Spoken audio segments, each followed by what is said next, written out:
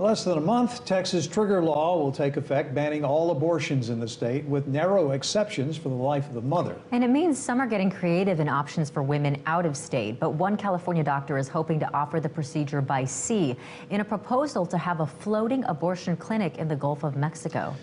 KXAN's Monica Madden explores if this would be legal even if the vessel is in international waters.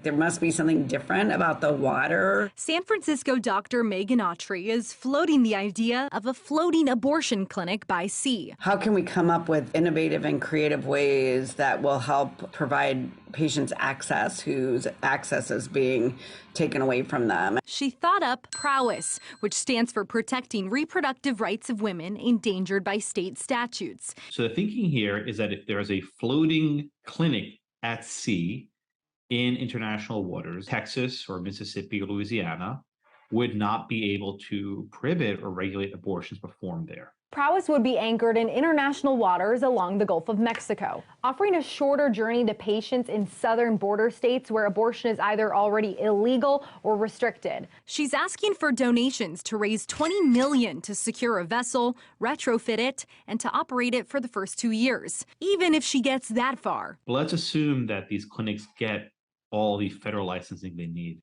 They're still not out of the woods yet. Some legal experts are skeptical about if Autry could pull this off. I think you could sue everyone as part of a conspiracy to provide abortions outside the state of Texas. Due to a Texas law that makes it a civil offense to facilitate or perform an abortion after about 6 weeks. We anticipate legal and security issues. There are many creative and innovative solutions. Monica Madden, KXAN News. If successful, Autry plans to also offer services like contraceptives and testing. Now, she wouldn't be the first person to offer a maritime reproductive health care clinic. A Dutch nonprofit called Women on Waves sails to countries where abortions are against the law to offer services to patients there.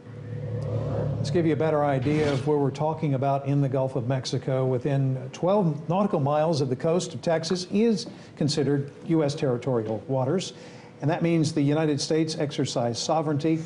All laws of the United States apply in that zone. The contiguous zone extends out 24 nautical miles from the Gulf Coast. The United States can exercise control necessary in this zone.